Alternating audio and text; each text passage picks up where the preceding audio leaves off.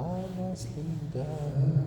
Atos capítulo 1. Aqui eu vou pegar só o primeiro versículo para começar para ir para onde nos interessa. Só lembrando, o livro de Atos, ele foi escrito por Lucas, e ele começa esse livro dizendo assim: fiz o primeiro tratado, ó Teófilo, acerca de tudo que Jesus começou, não só a fazer, mas a ensinar. Amém? Esse ponto que me chamou muita atenção e que eu quero falar com você, que o Lucas, aqui ele começa e ele fala de Jesus. O Lucas ele não andou com Jesus, mas ele se certificou para escrever o Evangelho e para escrever aqui o livro de Atos.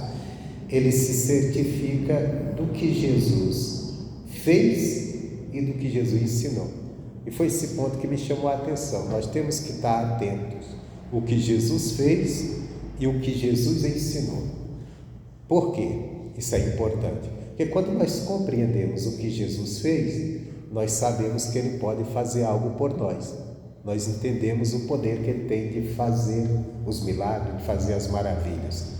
Isso é bom para a nossa fé, para a gente tomar posse da bênção. Amém, Jesus? E o que Ele ensinou nos serve para quê? Nos serve para a gente aprender a como andar com Ele, a como andar de uma maneira que agrada a Deus. Então, se a gente ficar só no quesito, entendendo o que Ele fez, isso vai produzir em nós uma certeza que Ele pode fazer algo por nós. Mas aí temos que aprender também o que Ele ensinou, porque através do que Ele ensinou, nós vamos aprender como andar com Ele. Amém, Jesus? Nós precisamos das duas coisas. Nós precisamos de uma fé viva, que sabe, Jesus fez milagre, Ele pode fazer até hoje, Ele pode me ajudar, Ele pode me abençoar. E o que Ele ensinou? Ele me ensinou a andar dessa forma. Agora vamos a João capítulo 2. O tema dessa mensagem, eu quero chamá-la de não basta apenas crer. Que é importante, é fundamental crer, mas não basta só isso.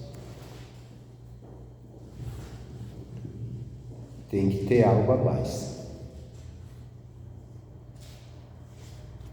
Aqui Jesus, capítulo 2, João capítulo 2, Jesus ele estava falando sobre si, estava ensinando para o povo. Na verdade, ele entrou no templo, encontrou coisas erradas, expulsou aquele povo dali, e ele falou que o templo não era lugar de estar vendendo coisas, mas era um templo de era um lugar de oração.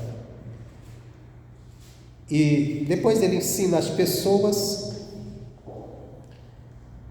Aí quando ele fala sobre si, aí diz assim,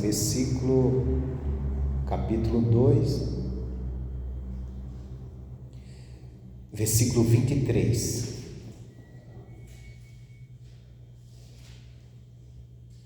Diz assim: estando ele, no caso aqui Jesus, em Jerusalém, pela Páscoa, durante a festa, muitos, vendo os sinais que fazia, creram no seu nome. Mas o mesmo Jesus não confiava neles, porque a todos o conheciam, e não necessitava de que alguém testificasse do homem, porque ele bem sabia o que havia no homem. Então nós vemos aqui, Jesus pregou, ensinou, operou sinais, milagres, as pessoas viram os sinais e creram nele, creram no seu nome. Então creram que ele era o Cristo aqui. Mas mesmo elas crendo, Jesus não confiava neles, porque Jesus sabia o que tinha no coração do homem. Ele sabe. E um dia o próprio Jesus descreveu que no coração do homem não tem coisas boas, no coração do ser humano. Por causa de que não tem coisas boas? Por causa do pecado, a natureza pecaminosa que entrou no homem quando ele perdeu a comunhão com Deus. Quando Deus criou o homem, o primeiro homem, Adão, Deus criou um homem perfeito. Deus criou o homem, imagem e semelhança de Deus. Mas quando o homem resolveu a desobedecer a Deus, aí o homem perdeu aquela natureza pura que ele recebeu de Deus quando foi criado. E entrou nele o quê? Uma natureza maligna, pecaminosa. E essa natureza foi passando de ser humano a ser humano. E Jesus é a solução, né? Ele veio para nos limpar dessa natureza e criar em nós uma nova natureza, a natureza divina, a natureza de Deus. Então, quando Jesus estava pregando e operando sinais, muitas pessoas ali, vendo os sinais e ouvindo o que ele ensinava, creram nele.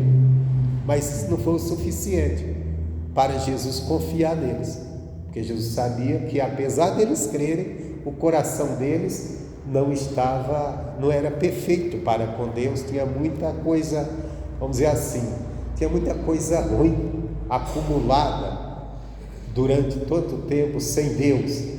Nós temos, por exemplo, Davi, quando ele peca, ele comete adultério. Davi peca 2 pecados: pecado de morte, o pecado do adultério, e o pecado do assassinato, porque ele não só adultera, como ele mata o marido daquela mulher, não com ele mesmo pegando uma arma e matando, mas ele fala para o Joabe colocar aquele homem, na hora que a guerra estiver no auge da batalha, ele colocar aquele homem à frente, justamente para morrer. Então aquela morte, perante Deus colocou na conta de Davi. Por quê? Porque aquele homem morreu por culpa de Davi.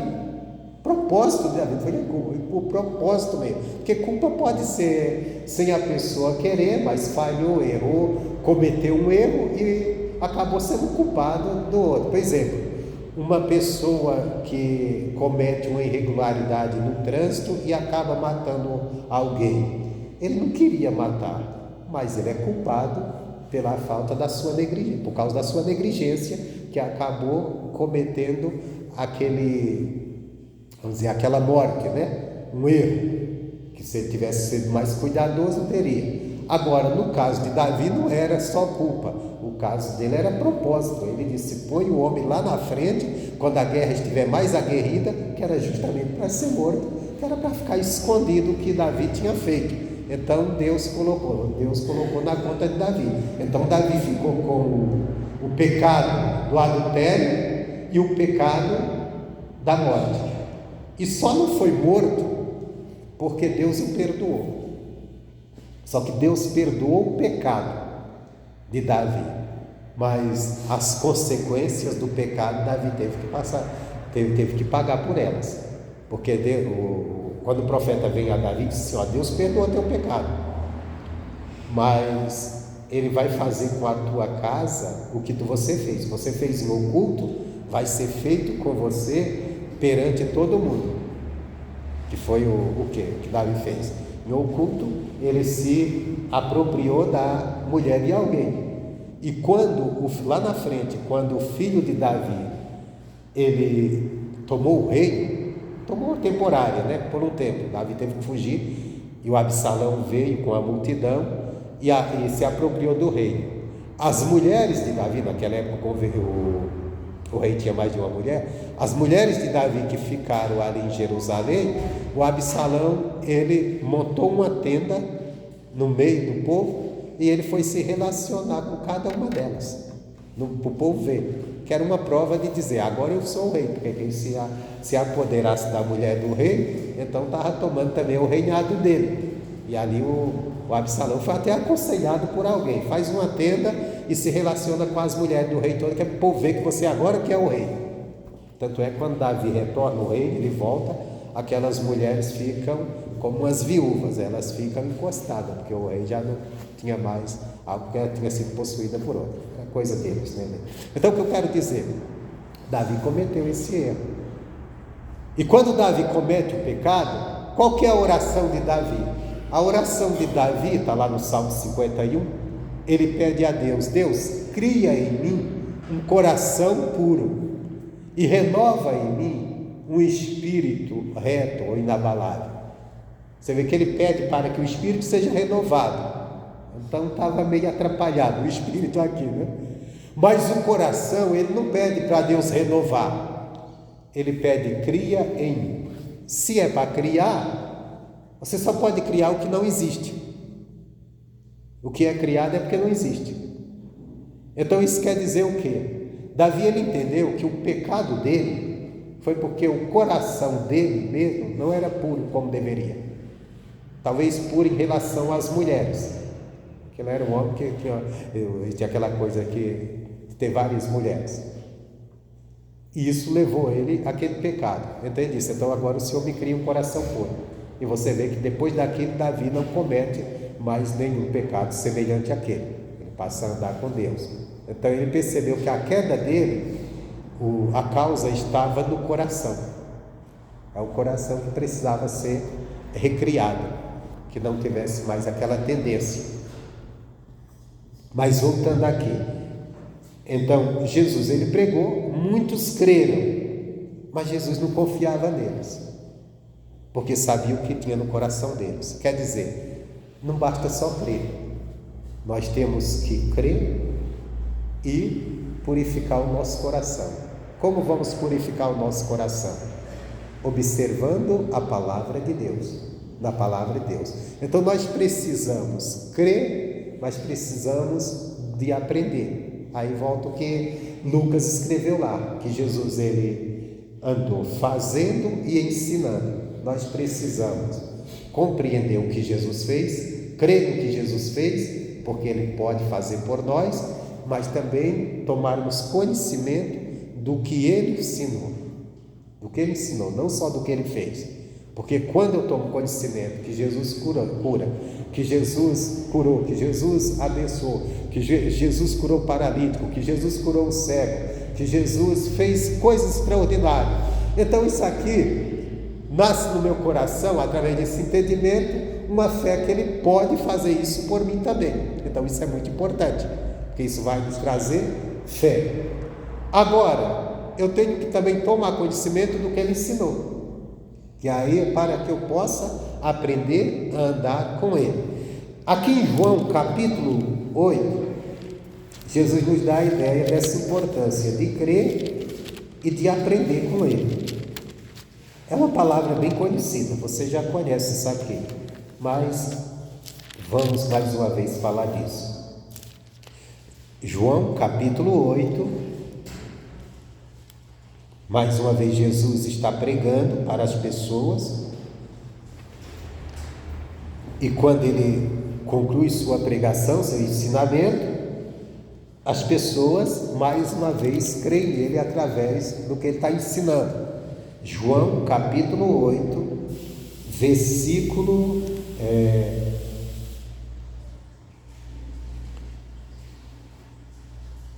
30. João 8,30 diz assim: dizendo ele essas coisas, muitos creram nele. Então veja bem, João 8,30, Jesus estava ensinando, estava pregando, e à medida que ele pregou, muitos creram nele, igual lá nós estávamos, né? Ele pregou, fez sinais e as pessoas creram nele. Lá ele não confiava, mesmo eles crendo, eles não confiavam neles, porque sabia o que tinha no coração deles. Porque a gente pode crer, a gente pode ouvir a mensagem e até dar crédito a ela, até que a importância de crer é muito importante, é necessário, é uma necessidade, mas ela não completa a obra em nós, o só crer. Temos que crer, mas temos que aprender, que aí quando nós aprendemos com Jesus, nós vamos aprender como caminhar com ele, como andar com ele, como permanecer nele. Então aqui eles creram, ouviram a palavra, entenderam e creram. Versículo 31. Jesus dizia, pois, aos judeus que criam nele: se vós permanecerdes na minha palavra, verdadeiramente sereis os meus discípulos. Então você veja bem aqui o que ele está dizendo. Ele pregou, eles creram, aí ele disse, aí ele chamou o grupo que creu, ele disse: se vocês permanecerdes na minha palavra, quer dizer, nesse meu ensino, verdadeiramente vocês serão os meus discípulos. Então eles precisavam, eles já tinham crido, agora eles precisavam permanecer naquilo que tinha crido, permanecer na palavra dele, permanecer naquilo que eles tinham ouvido, naquilo que eles tinham aprendido com Jesus. Se eles permanecessem, aí Jesus disse: aí vocês serão, verdadeiramente vocês serão os meus discípulos. Os meus discípulos. Já creram? Está muito bom. É uma necessidade. Hebreus 11,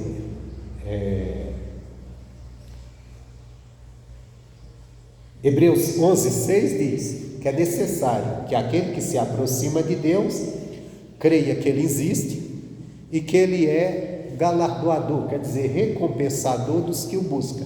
Por exemplo, você está aqui hoje, você saiu da sua casa, então você veio buscar a Deus, veio buscar conhecer, veio buscar comunhão com Ele. É necessário que você creia na existência dEle. Crendo na existência dEle, você está crendo que existe um ser maior, que está acima de tudo, o ser criador.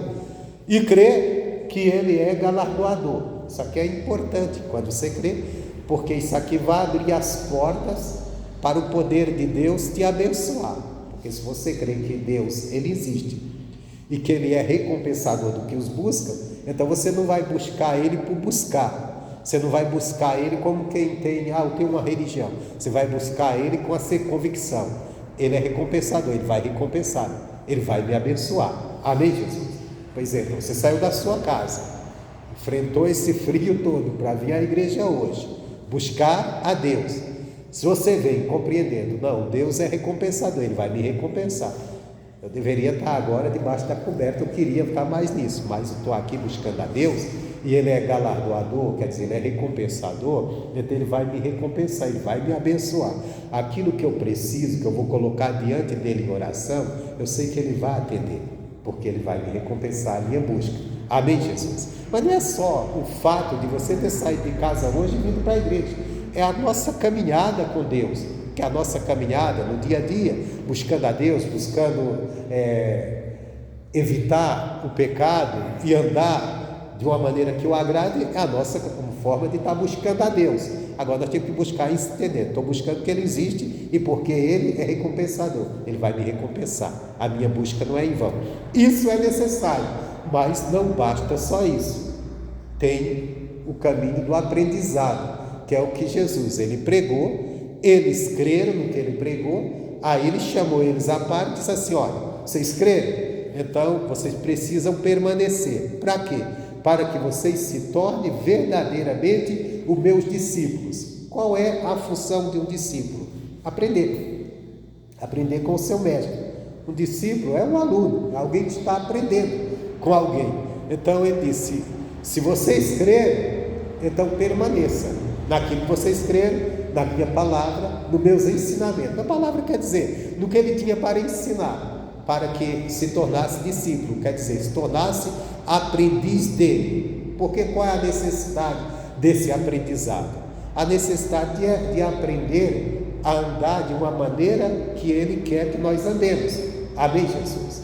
Porque nós temos nossa maneira de andar, nós temos nossa maneira de pensar, nós temos os nossos conceitos, nós temos nossa maneira que nós aprendemos com os nossos pais, com a nossa sociedade, com as pessoas que estão ao nosso redor e até coisas nossas mesmo, né?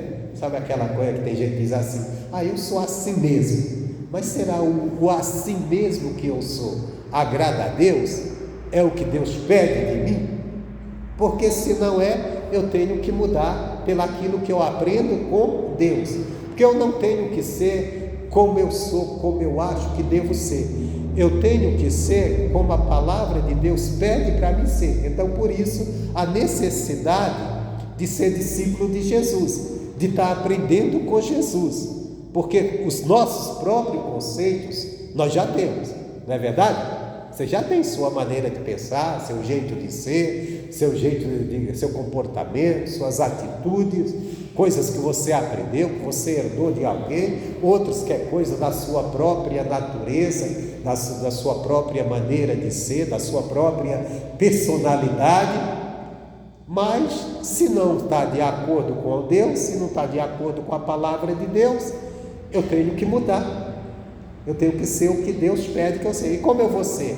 Aprendendo com Ele. Então por isso que Jesus disse, eles tinham crido, eles tinham ouvido a palavra, tinham crido. Muito bom, isso é muito bom, é o primeiro caminho. Quando a gente ouvimos a palavra e cremos, isso aqui é de Jesus, a palavra é dele. Só que ele disse, vocês têm que permanecer.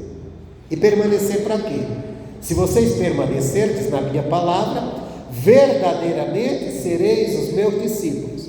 Por que verdadeiramente? Porque tem pessoas que vão ouvir a palavra, vai se alegrar com a palavra, mas não vai permanecer na palavra. O próprio Paulo, ele fala, numa das cartas dele, de um certo homem, que ele diz assim, ele amou o presente século, e ele abandonou o Evangelho.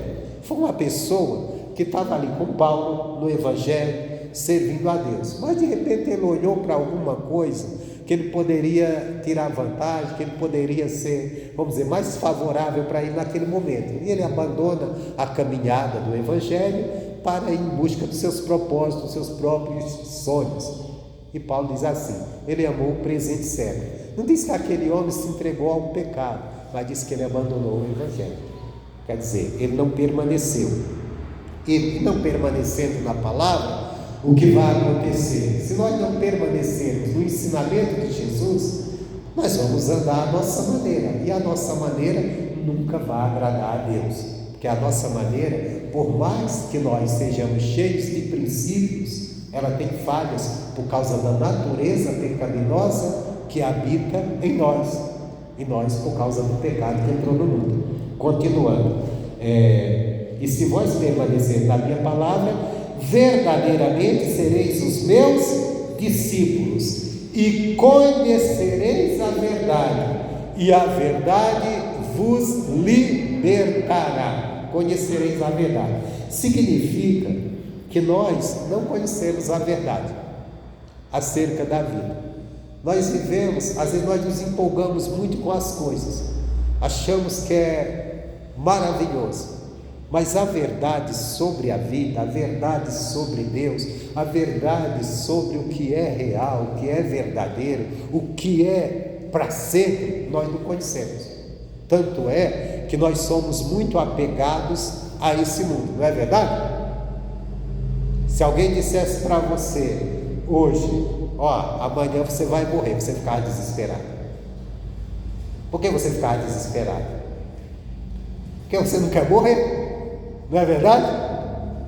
Porque você está apegado a essa vida. Mas se alguém mesmo dissesse, você vai morrer e vai direto para o céu, você ainda ficava desesperado. Ainda, caramba, Deus, vou morrer? Não.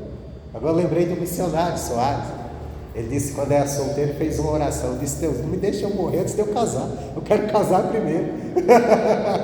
Quer dizer, olha, ninguém colocou o casamento melhor do que você tinha certeza que ia para o céu, melhor do que ir para o céu, não primeiro. Mas por que nós estamos tão apegados a essas coisas? Porque nós não conhecemos o outro lado. Nós achamos que esse é o bom que nós conhecemos. E não é bem bom não, porque é tanta luta, mas nós estamos ainda apegados a ele, esperando uma melhor aqui. E eu estou dizendo que você deve desejar morrer, ou deve estar apegado. Eu só estou pegando isso aqui como exemplo, o quanto a gente não conhece a verdade sobre o que é que Deus tem preparado para nós. Todos nós, por exemplo, a Bíblia diz que, é um versículo na Bíblia que diz que Deus, os olhos não viram, não subiu ao coração do homem, os ouvidos não ouviram, aquilo que Deus tem preparado para aqueles que o amam. Quantas pregações eu já ouvi sobre esse versículo, e é sempre levado para o lado material. E por que é levado para o lado material? Mas isso aqui está falando de algo muito maior, gente. Porque o material vai ficar para trás. Por mais que você conquiste coisas materiais, eu não estou dizendo que Deus não tenha coisas boas para você nesse mundo.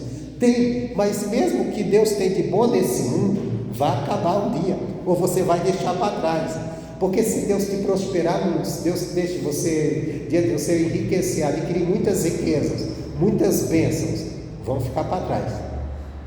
Vão ficar para trás. Agora, o que Deus tem preparado para nós na eternidade é para sempre. Essa vida, por mais que nós vivamos ela bem, vai ter um fim. Mas a vida que Ele tem preparada para nós não tem fim do outro lado. Então, o melhor de Deus está por vir. Ele quer que você viva bem hoje. Ele quer que você desfrute de uma família abençoada, de um casamento bom, feliz, de uma vida próspera, ter saúde. Está lá na carta de João. Quero que te vá bem, que tudo te vá bem, que tenha saúde, prosperidade. Deus quer tudo isso para nós. Mas isso não é o tudo de Deus. O tudo de Deus está por vir. E vai vir com a volta de Jesus. Porque aí será uma vida onde não tem dor, onde não tem lágrima, onde não tem mais nada que nos atrapalhe, que nos incomode. E não tem mais morte. Não tem mais fim. É algo eterno. Então Ele tem o melhor, mas nós não compreendemos ainda isso. Nós não entendemos. Nós temos, às vezes, pelo entendimento da palavra, a gente tem um vislumbre, mas não tem uma visão de tudo isso. Não tem como ter. Não tem como. Até que a Bíblia diz que nós, no dia que Jesus voltar, nós vamos ver Ele como Ele é e vamos compreender quem nós somos nele. A glória que é a igreja em Cristo. Por enquanto ainda não conhecemos. E por isso às vezes ainda estamos tão apegados a esse mundo.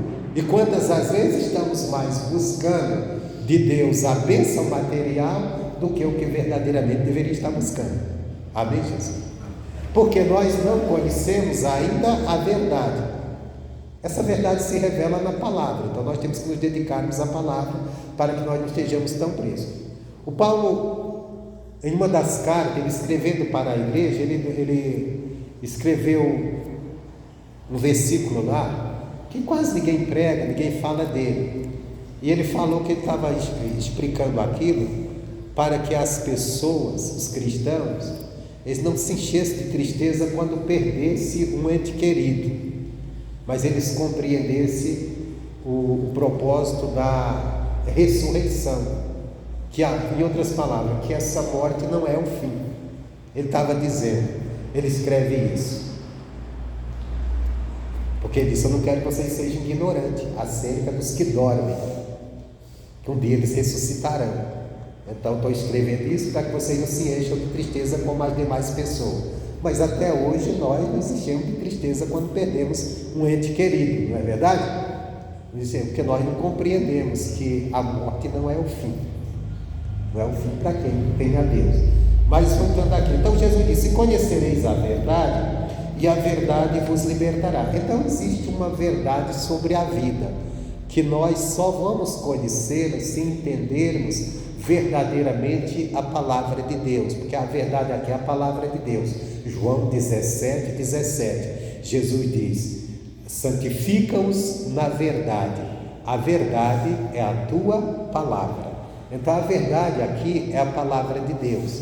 Se nós permanecermos na palavra dele, aí nós vamos conhecer a verdade acerca das coisas, a verdade acerca da vida, a verdade acerca do que Deus quer para nós, a verdade acerca do que nós precisamos diante de Deus. Quantas às vezes nós estamos tão inquietos por coisas, às vezes por resolver situações que vão se resolver lá na frente, e se mesmo aquilo não se resolva como nós queríamos, mas aquilo não vai ser o fim para nós, não vai ser, a vida vai continuar. E o propósito de Deus, a bênção de Deus, ela virá sobre a nossa vida. Amém, Jesus? E ele disse: conhecereis a verdade, e a verdade vos libertará. E é muito importante a gente entender que essa verdade vem através do quê? De um aprendizado, que a gente permanecendo, ouvindo ele, permanecendo, buscando a compreensão da palavra dele, vai nos trazer entendimento, vai nos trazer compreensão, e vai nos revelar a verdade da vida que nós realmente encontramos em Cristo. Então ele responde.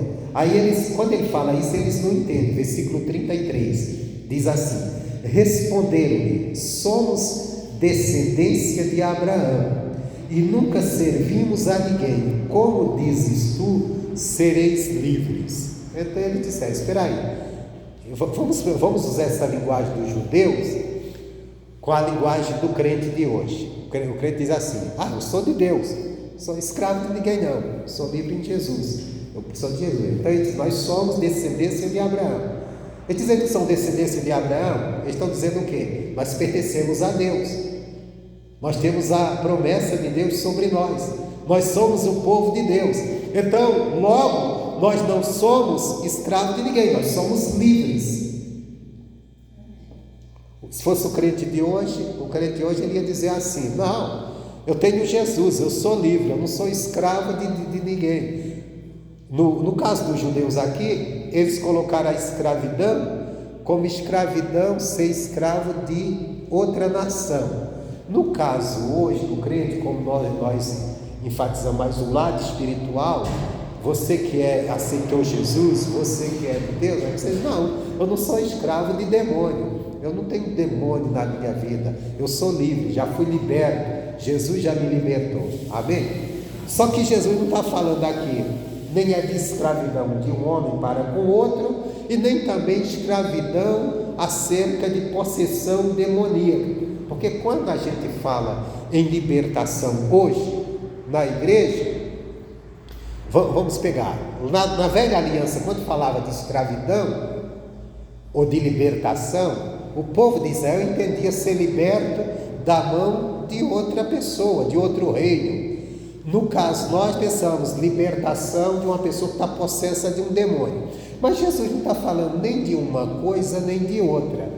Ele está falando de conhecer a verdade e se libertar através dela, ser liberto por ela. Ele está falando de que tipo de escravidão? Aí Jesus, versículo 34, ele explica: respondeu-lhes Jesus: em verdade vos digo, que todo aquele que comete pecado é servo do pecado. Então o que Jesus está dizendo? Ele está falando de uma libertação, que a palavra liberta, que é do pecado, que todo ser humano, por causa de Adão, se tornou escravo dele, escravo das suas próprias vontades, escravo do seu próprio pecado. Aí me lembra as palavras de Paulo, que ele disse assim: com a minha vontade eu sirvo a carne, e com o meu entendimento eu sirvo a Deus. Em outras palavras, as minhas vontades, elas são escravas do pecado. Se eu andar na minha própria vontade, eu vou obedecer o pecado que habita em mim. Agora, quando eu obedeço o que eu entendi da palavra de Deus, aquele entendimento que eu tenho da palavra de Deus, e eu passo a andar nele, estou obedecendo a palavra, estou andando no entendimento, aí eu estou servindo a Deus. Eu estou servindo a Deus. Em outras palavras, naturalmente, como ser humano, por causa do pecado que existe em mim, na minha carne, nas minhas vontades naturais, se eu me torno escravo dele. E como eu vou me libertar dele? Com o entendimento que eu recebo através de compreender a palavra de Deus e de permanecer. Então era isso que Jesus estava explicando, né? Se vocês creram em mim, se vocês crerem e permanecerem na minha palavra, em outras palavras, no meu ensino, então vocês vão conhecer a verdade e vocês vão ser livres, vocês vão ser libertos. Eles não entenderam, ele disse: mas nós já somos livres, nós somos o povo, descendência de Abraão, somos o povo de Deus. Jesus disse: olha, todo que comete pecado é escravo do pecado. Em outras palavras, Jesus estava dizendo: vocês podem ser a descendência de Abraão, vocês podem ter a promessa de Deus, mas enquanto vocês não aprenderem a vencer o pecado, vocês vão ser escravos dele. E como vocês vão vencer? Só vocês conhecendo a verdade. Nós temos que entender uma coisa: o povo de Israel, eles viviam a antiga aliança, eles tinham a lei de Moisés, que era cheia de rituais. Por exemplo, uma pessoa pecava ia até o sacerdote. O sacerdote de ano a ano oferecia, matava animais, sacrificava pelo pecado dele e do povo e oferecia a Deus. Então, quer dizer, eles matavam um animal, sacrificavam um animal pelo seu pecado. O homem pecava, tinha essa coisa de oferecer pelo pecado. E aquilo para eles estava bem. Jesus disse: não, mas vocês ainda continuam, mesmo com o animal, vocês continuam escravos do pecado. Tanto é que de ano a ano eles tinham que fazer aquilo. Aí Jesus disse: vocês precisam de algo mais. Vocês precisam me ouvir. Vocês precisam aprenderem comigo. Quando vocês aprenderem comigo, vocês vão mudar essa maneira de ser. A minha palavra vai trazer uma mudança interior, que é isso que a palavra de Deus, nós demos atenção. O propósito do ensinamento de Jesus é mudar a nossa vida, mudar o nosso interior por dentro, haver uma transformação em nós. Isso até se explica lá em Romanos, capítulo 12, abre lá, Romanos 12.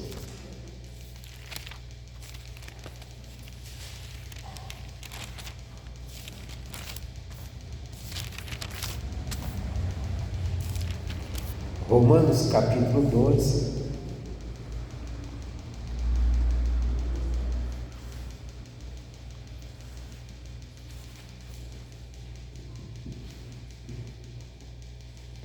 o versículo 1, ele diz assim, vou começar com um, mas eu quero dois aqui, mas eu vou pegar um, porque eu não completo o outro. Romanos 12, 1 e 2.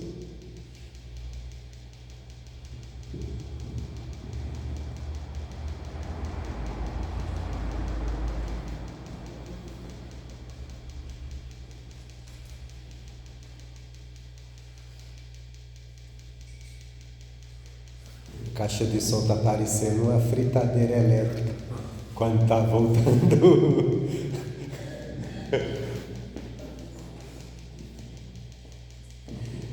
Diz assim: rogo-vos, pois, irmãos, pela compaixão de Deus, que apresenteis o vosso corpo em sacrifício vivo, santo e agradável a Deus, que é o vosso culto racional. Amém, Jesus?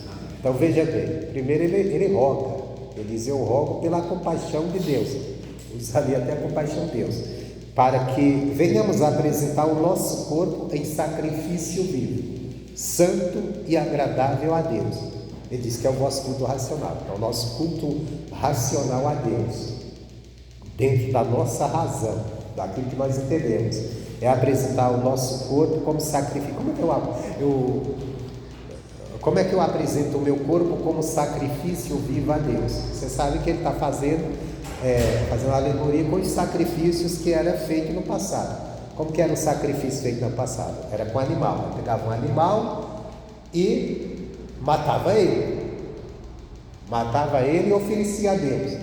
Agora ele está pedindo para nós oferecermos o nosso corpo, o corpo de um animal, como sacrifício vivo a Deus. Não é a gente, não vou me matar perante Deus, não é isso. Mas é fazer o que faz. Por exemplo, o animal quando estava vivo, ele comia, ele corria, fazia tudo. Quando ele estava morto, ele não fazia mais nada. Ele estava morto. Então oferecer o corpo como sacrifício vivo é mortificar as nossas vontades. É a gente saber que aquilo que a gente praticávamos e que não estava de acordo com a palavra de Deus, a gente não praticar mais. Eu estou morto para o pecado, eu estou morto para, vamos dizer, para os meus impulsos carnais, mesmo que eu os goste, mesmo que sejam prazerosos para mim, me davam prazer. Mas se é pecaminoso, se é errado diante de Deus, então eu não vou mais praticar isso. Então eu estou me sacrificando, fazendo até um sacrifício. Às vezes é um sacrifício, porque às vezes você está tão habituado a determinada prática, a determinada maneira de ser, ou coisas que você fazia, que é um sacrifício para você vencer aquilo. Você está fazendo aquilo por Deus. Por Deus. Se não fosse por Deus, você continuava agindo errado. Ou agindo daquela maneira. Então, ofereça como sacrifício agradável a Deus. Aí diz que isso é o nosso culto racional. Aí ele diz assim: e não vos conformeis com este mundo, mas transformai-vos pela renovação do vosso entendimento. Entenda bem, não vos conformeis. Não vos conformeis não esteja em conformidade com esse mundo, não esteja de acordo com o que esse mundo defende. Amém, Jesus? Pois é, esse mundo tem seus conceitos, sua maneira de se alegrar, sua maneira de ser, sua maneira de viver. Ontem mesmo eu estava em casa, aquele frio terrível, e até falei para minha esposa, um barulho de música, né? Aí eu falei assim, tá esse frio tremendo aqui, a gente está reclamando de frio. Vai ter pessoas amanhã que nem na igreja vão ver dizendo que está frio. Mas tem uma multidão lá onde está tendo aquele barulho. Tem uma multidão ali. E o que impulsiona essas pessoas numa noite fria como estava ontem, ir para um show de um cantor, sei lá, para uma coisa ali, com aquele frio todo, o que impulsiona é só uma coisa: prazer que ela tem naquilo. Ela tem prazer naquilo. Aquilo lhe dá prazer. O mundo já coloca na mente da pessoa: você tem que se divertir, você tem que fazer isso, você tem que viver a vida. Aquilo para ela é viver a vida. Então ela enfrenta um frio danado, um frio de matar, e ela vai com prazer. E no outro dia ela está contando vantagem: estava frio, mas olha, não perdi não, eu fui. É isso? Vai beber, vai em busca de se prostituir, se encontrar alguém para viver na bagunça, vai ficar na bagunça. Tem tudo isso. Essa coisa. Então, são as coisas da carne. São as coisas que o mundo apresenta como bom, que o mundo apresenta como viver a vida. Ele diz: olha, não é de conformidade com isso. Não se conforme. E outras coisas mais, né? Tem o lado religioso também sem Deus. E não vos conformeis com este mundo, mas transformai-vos pela renovação do vosso entendimento. Você veja bem que tudo está no aprendizado. Ouvindo Jesus, você vai aprender com Ele. E você vai adquirir o quê? Um novo entendimento acerca da vida. Esse entendimento, você vai pegar ele e vai trazer para causar em você uma transformação dentro de você. Antes você pensava isso, aquilo, antes você defendia aquilo outro, agora não, você passa a entender o que a palavra de Deus diz e a defender o que a palavra de Deus diz e procurar viver uma vida naquilo que a palavra de Deus diz. Você vai causando uma transformação dentro de você, pelo que você está aprendendo de Deus. Se você não permanecer ouvindo a Jesus, não permanecer dando atenção ao ensino dele, você não vai aprender com ele. É tipo aquela pessoa que ela vem para a igreja, ela está na igreja há anos, mas ela não dá muita atenção à palavra, ela não dá muita atenção ao que a Bíblia fala. Ela está na igreja porque ela diz: não, eu tenho que ter uma religião, eu tenho que estar na igreja, tenho que fazer alguma coisa relacionada a Deus. Mas ela não dá muito ouvidos ao que, ela não procura aprender muito. Então quer dizer, dificilmente essa pessoa vai causar nela uma transformação. Ela ainda vai ter, quando ela enfrentar qualquer situação, ela vai ter os mesmos impulsos, vai agir nos mesmos impulsos que ela estava antes, porque não houve mudança, ela não pegou nada de novo, porque ele diz assim: mas transformai-vos pela renovação do vosso entendimento. Entenda bem, eu, você, todos nós, nascemos numa família, crescemos naquela família e também numa sociedade. Nessa família você aprendeu coisas, não é verdade? Você aprendeu umas coisas boas, outras nem tanto. Na sociedade também você aprendeu. Aqui você foi formado. Aí depois, nisso que você vai aprendendo, você vai também tirando, você tem uma capacidade de entender as coisas, você vai compreendendo como você deve levar a sua vida, como você deve ser guiado. Algumas coisas você guarda que você aprendeu com seus pais, outras com a sociedade e outras vêm de você mesmo. Então você já tem, vamos dizer, você tem algum princípio seu ali formado. Você já tem alguma coisa, uma personalidade formada. Aí você vem para o Evangelho. Quando você vem para o Evangelho, você começa a ouvir a Jesus, quer dizer, ouvir a palavra dele, os ensinamentos dele. Tudo se torna novo. Aquilo se torna novo para você. Não é nada do que você aprendeu com seus pais, não é nada do que você aprendeu com a sociedade. Cada dia que você vai aprendendo de Jesus, você vai aprendendo algo novo, que não é novo, foi Deus que... mas para você é novo. Aquele entendimento novo é o que você precisa para você fazer em você uma transformação dentro de você, removendo o que é velho, as velhas tradições, os velhos costumes, os velhos hábitos, e trazendo para você o que é novo. Por exemplo, vou me pegar como exemplo. Eu fui criado em um lar idólatra.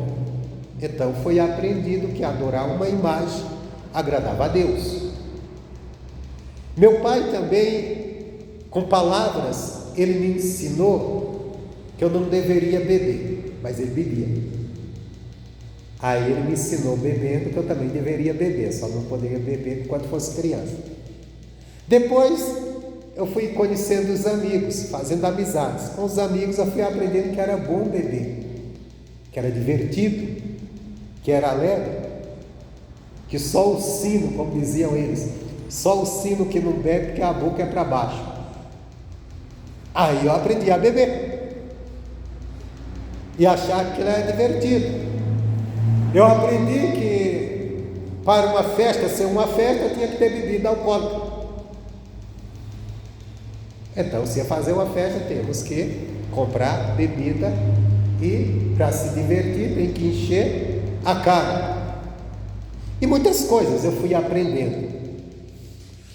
Então, dali foi formado uma personalidade em mim, onde coisas que eu defendia, que a vida é isso, que a vida é boa se for assim, que viver a vida é isso, que viver a vida é dessa maneira, porque a gente trabalha, mas também a gente é filho de Deus, no final de semana tem que sair para se divertir, para beber, para fazer isso, fazer aquilo. Era o que eu aprendi, estava dentro de mim. Quando eu cheguei no Evangelho, eu aprendi outra realidade, veio um outro entendimento. À medida que eu fui descobrindo o Evangelho, eu fui descobrindo que aquilo não era vida, aquilo era uma escravidão do pecado. Eu bebia e achava que aquilo era liberdade. Agora, pelo Evangelho, eu aprendi que aquilo era escravidão. O adorar imagens, eu descobri que aquilo não agradava nada a Deus. Que o apóstolo Paulo chega a dizer que quem adora uma imagem, oferece um sacrifício a uma imagem, está oferecendo sacrifício a demônios. Não que a imagem seja demônio, ela não é. Paulo diz que a imagem ela não é nada. Ela não tem valor nem poder de nada, nem de fazer o mal, nem de causar o mal, nem de causar o bem, porque ela não tem vida. Mas como a pessoa está adorando ela e ela não tem poder de receber aquela adoração, então os próprios demônios se apropriam daquela adoração que deveria ser dada ao Deus Todo-Poderoso. Amém, Jesus? Então a gente vai aprendendo isso. Com esse novo entendimento, a gente vai fazendo o quê? Uma transformação dentro de nós. Essa transformação vem naquilo que nós acreditamos, naquilo que nós defendemos. E também ela vai se extenuar naquilo que nós fazemos. Aquilo que eu fazia antes já passa a não fazer, porque eu falo, não, isso aqui não está certo, porque eu aprendi com Deus que a forma de viver é outra, que a verdadeira vida é uma vida com Cristo. Por exemplo, qualquer pessoa aí no mundo, aí fora, ele diz, você precisa viver a vida. Quando diz você precisa viver a vida, é você se encher mesmo, se render ao pecado, às coisas que o mundo oferece. E quando nós vamos para o Evangelho está dizendo, se você quer ganhar a vida, então você mortifique suas vontades, seus membros e vá servir a Deus. Amém, Jesus? Então é isso que ele está dizendo. Não vos conformeis com este mundo, não de conformidade com ele, não de conformidade com ele, mas transformai-vos pela renovação do vosso entendimento, daquilo que você está entendendo agora, para que experimenteis qual seja a boa, agradável e perfeita vontade de Deus. Então nós vemos que Deus ele tem para nós uma boa, perfeita e agradável vontade. Amém? E nós precisamos experimentar, mas para experimentar nós temos que causar o quê? Uma mudança dentro de nós, uma transformação. E essa transformação vem através de quê?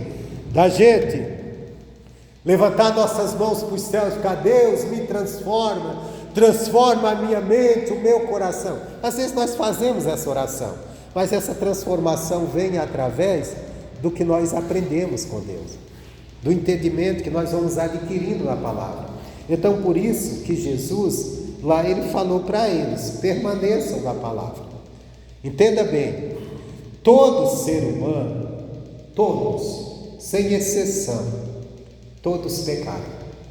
Todos têm nele naturalmente, por causa do pecado que entrou no mundo, a natureza pecaminosa. Só que essa natureza, ela tem que ser combatida. Eu não tenho que combater o pecado de alguém. Às vezes a gente quer dar mais atenção ao pecado do outro do que ao nosso. Eu tenho que combater o pecado que está dentro de mim.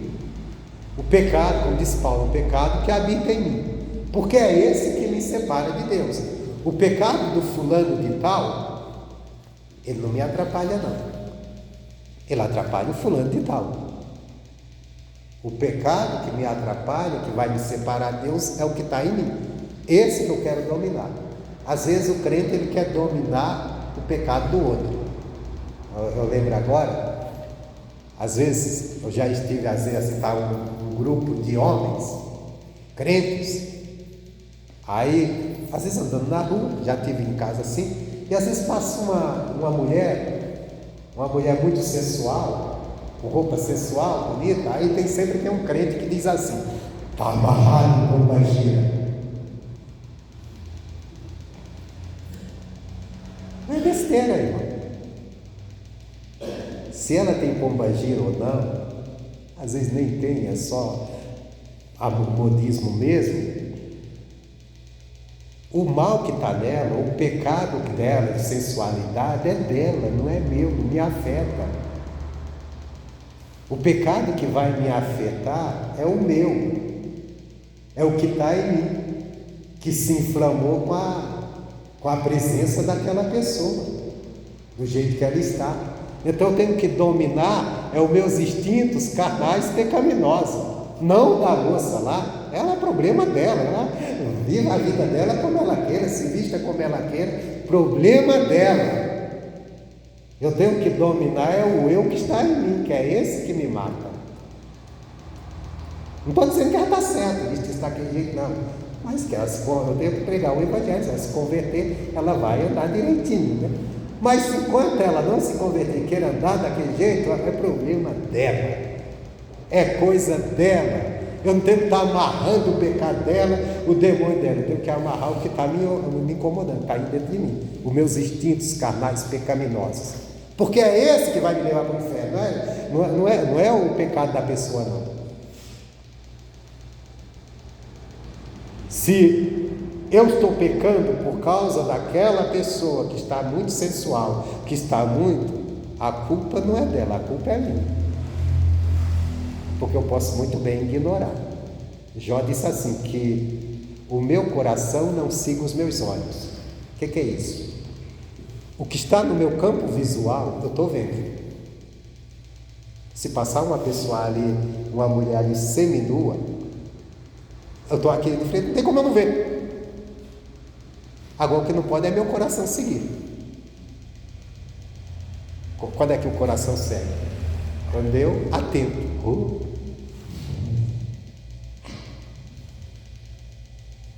Que bonito, que belo. Eu dei atenção. Aí eu deixo me inflamar. Mas se eu vi, ignora, deixa para lá, não tem nada a ver com isso. Não, mas aí eu vou ficar incomodado. Que pomba gira, que não sei o quê. Por que você está tão incomodado com a nudez do outro? Porque algo dentro de você foi despertado. Então você tem que o quê? Combater o que está em você. Porque é o que vai te prejudicar. O pecado do outro não vai. O pecado do outro fica para lá. Fica com ele. Você pode orar por essa pessoa. Deus abençoa, que a pessoa acorde, caia em si, saia dessa vida, que também é pecado, porque a sensualidade é pecado. É pecado. Mas eu tenho que estar incomodado com o meu lado carnal humano, que é o pecado que existe em mim. Eu tenho que dominar ele. E ele existe. Ele existe, faz parte. A natureza, pecado. Paulo disse: miserável homem que sou. Miserável, e somos. Sem a palavra de Deus, sem o entendimento da palavra, sem nos sujeitarmos à palavra, somos espiritualmente os seres mais miseráveis, porque o pecado habita na nossa carne. Davi, ele disse assim: se eu atendesse a iniquidade do meu coração, Deus não teria ouvido. Davi entendeu: no meu coração existe iniquidade, mas eu não vou atendê-la, eu não vou obedecê-la, eu não vou deixar que ela me domine, eu não vou ser escravo da minha própria vontade. Mas como eu vou dominar a minha vontade? Como eu vou me libertar daquilo que habita na minha natureza carnal humana? Aprendendo com Jesus. Por isso que ele diz: conhecereis a verdade e a verdade vos libertará. Libertará de quem? Do pecado. Do pecado que está em nós. Do pecado que habita em nós. Você sabe que essa palavra ela ficou muito conhecida em eleições aí passadas, porque um dos candidatos falava muito isso, né? Conhecereis a verdade. Só que ele falava no sentido dele olhando para os erros do outro. É tipo assim: você vai combater a mentira do outro, mas não, Jesus está falando que é aquilo que há de errado em nós. O pecado que nos domina, a gente vai conhecer e vai conhecer o que é viver a vida. Pela palavra de Deus, Deus vai nos abrir o entendimento, vai nos fazer compreender o que Deus tem para nós, vai nos fazer nos compreender aquilo que nos separa de Deus. E você entendendo isso, você vai se colocando na presença de Deus, se colocando a maneira que Deus quer que você se porte, e aí você vai se libertando dos velhos hábitos, dos velhos costumes, de coisas que você carregava na sua natureza pecaminosa, que até achava bom, velhos hábitos mesmo. Como volta a dizer, tem pessoas que ela fica muito presa no sistema. Eu sou assim, eu sou sistemático, eu sou assim mesmo. Espera aí, mas esse meu eu de ser assim mesmo, ser sistemático, é contrário à palavra de Deus, tem que ser igual a palavra fala. Então eu vou melhorar pelo que eu entendi da palavra de Deus, eu vou mudar pelo que eu entendi pela palavra de Deus. Aí aqui vai haver o quê? Uma libertação. Vou me libertar. Não é de um demônio, que eu não tenho demônio comigo, que você não tem demônio com você. Você vai se libertar do pecado que habita em você. Você não vai mais ser escravo dele, você não vai ser mais dominado por ele, porque agora você tem o conhecimento da palavra de Deus, de como você deve agir, de como você deve se posicionar em cada situação na vida. Amém, Jesus? Ficou claro? Porque se não ficou claro, até meia-noite aqui a gente